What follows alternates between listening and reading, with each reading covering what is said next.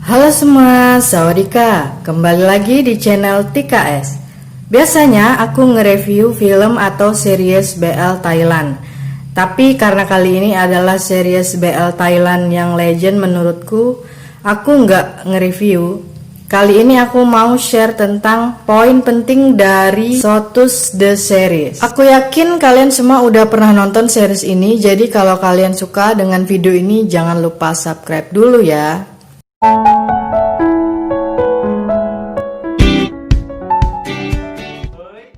Oke, aku mulai aja. Poin pertama dari Sotus The Series.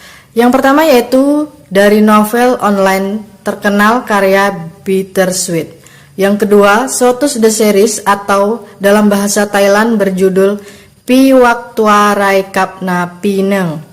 Yang ketiga, pemain utama adalah Chris Perawat sebagai Pi Atit dan Singto Pracaya sebagai Kongbok. Yang keempat, ada 2 season di series ini, yaitu season pertama rilis pada tanggal 20 Agustus 2016, 8 episode pertama sampai 8 Oktober 2016, yang kemudian dihentikan karena meninggalnya Raja Thailand Bhumibol Adulyadej yang berkabung selama 30 hari. Yang kemudian dilanjutkan lagi episode berikutnya pada tanggal 19 November 2016. Season kedua, Sotus S The Series, rilis pada tanggal 9 Desember 2017. Kemudian dibuat prequelnya di miniseri Our Sky, yaitu episode kelima. Fakta Artit nomor 80206 punya nama panggilan lain yang hanya diketahui oleh beberapa orang saja, yaitu Aiun, mahasiswa teknik tahun ketiga, galak tapi suka minum pink milk, bunga cinta Kongbok, dan saingan Mei, anak tunggal ketua Hezer mahasiswa baru. Yang keenam, fakta Kongbok nomor 80062, mahasiswa teknik tahun pertama, bunga cinta Artit dan Mei, saingan M. Awalnya ingin belajar ekonomi tapi ibu memintanya untuk belajar teknik. Ortu punya pabrik plastik, suka minum es kopi, tidak suka pedas dan durian. Disarankan oleh Pider untuk jadi ketua Hezer selanjutnya. Punya 2 kakak perempuan yang beda 10 tahun darinya. Punya 1 keponakan perempuan. Yang ketujuh, gear atau roda gigi adalah lambang dari mahasiswa Fakultas Teknik. Yang kedelapan, untuk mendapat gear, mahasiswa teknik baru harus menjalani sistem Sotus dahulu. Yang kesembilan, Sotus yaitu akronim dari Seniority, Order, Tradition, Unity, dan Spirit, atau senioritas, ketertiban, tradisi, persatuan, dan semangat. Yang ke-10, di series ini yang jatuh cinta duluan adalah Kongbok. Yang ke-11, menurutku Pi Atit adalah cinta pertama Kongbok. Kongbok yang melihat sisi lain dari Pi Atit yang galak tapi baik membuatnya jatuh cinta. Yang ke-12, awalnya Kongbok tidak suka dengan sistem Sotus yang mana senior terlalu menekan maba. Terlihat Kongbok yang disuruh menyatakan cinta ke semua cowok untuk mendapat tanda tangan dari senior.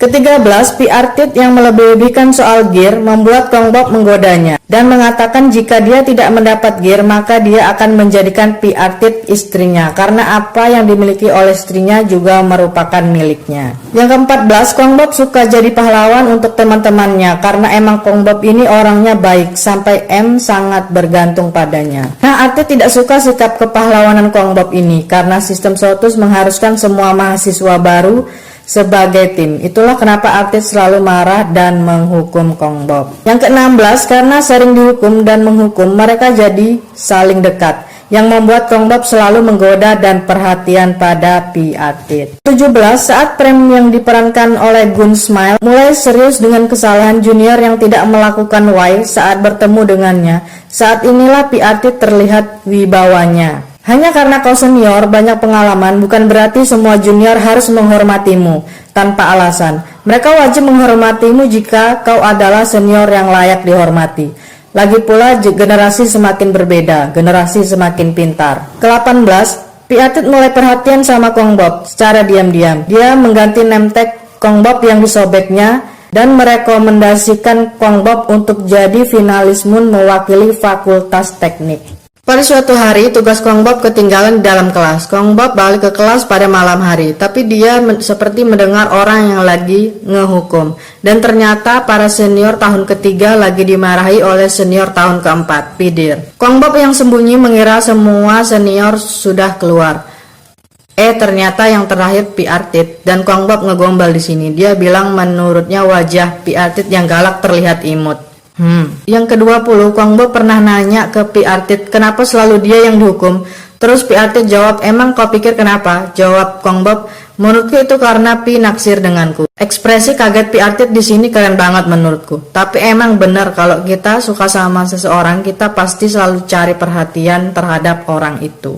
Yang ke-21, dan balkon kamar mereka pun saling berhadapan tanpa disengaja. Emang jodoh. Yang ke-22, saat Pi Artit diskors, saat itulah Kong Bob mulai merasa kehilangan. Akhirnya Kong Bob mengetahui sisi lain dari Pi Artit di kehidupannya yang normal. Ke-23, keuuan dibalik ketersendirian Pi Artit lah yang membuat Kong Bob menyukai Pi Artit.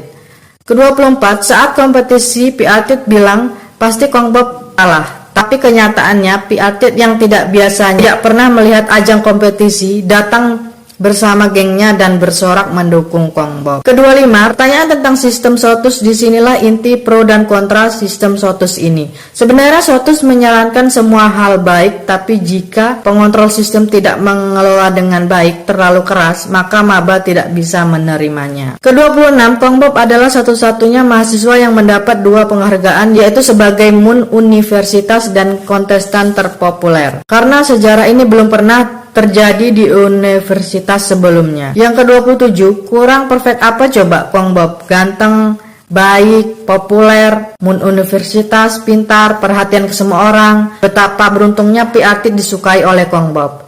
Aku yakin kalau di kehidupan nyata udah pasti banyak banget cewek yang suka sama Kong Bob. Yang ke-28, tapi jangan salah, banyak juga yang suka sama Pi Artit. Apalagi dia ketua Hazer yang gak ngomong doang. Dia menyelesaikan lari 54 putaran karena hukuman. Dan menyelesaikannya, dia melakukan apa yang dia katakan. Ke-29, para senior mengatakan bahwa nomor IT 0062 dan 0206 adalah yang ditakdirkan Tuhan untuk memiliki hubungan satu sama lain.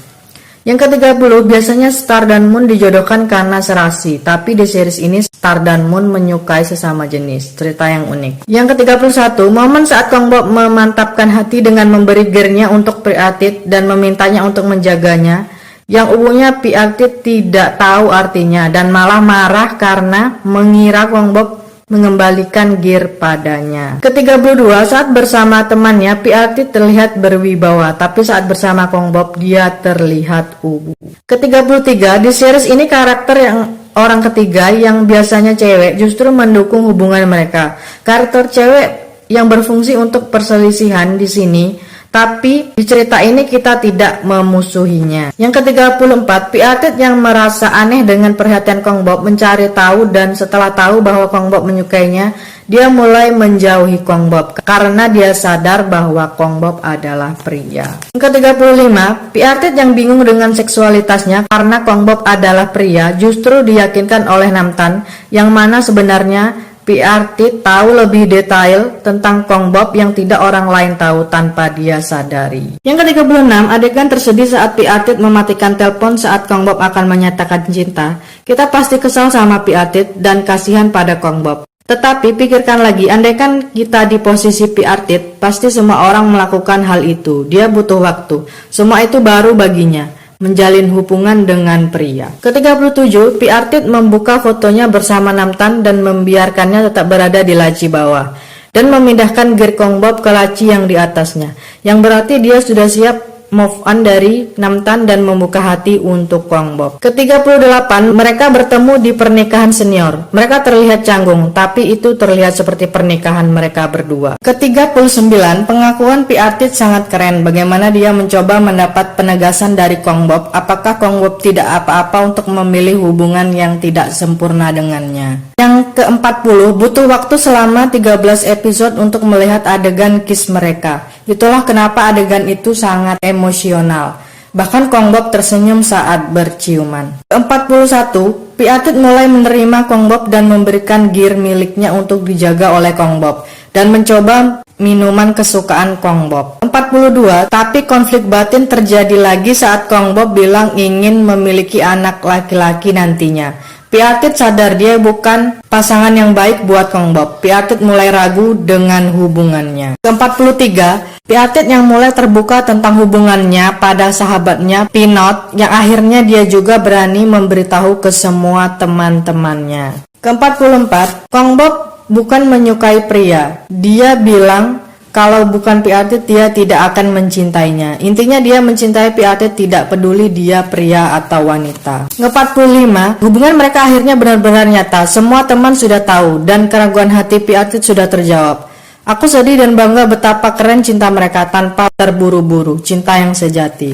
Yang ke-46, di ending Piatit melihat buku harian milik Kong Bob yang sudah lebih dari 10 kali dia baca, yang membuatnya merindukan teman pada masa itu. Kong Bob berterima kasih karena Piatit telah memberikan kenangan yang indah di tahun pertamanya. Itulah tadi beberapa poin penting dari Sotus The Series. Selanjutnya adalah fakta dan beberapa pendapatku. Yang pertama, ini adalah series pertama Singto. Yang kedua, peran awal yang di casting Singto itu peran Piatit, namun akhirnya diperankan jadi Kong Bob. Yang ketiga, di kehidupan nyata mereka satu fakultas, yaitu Fakultas Ekonomi dari satu universitas yang sama juga. Tapi terbalik, yang sebenarnya Singto adalah senior Chris.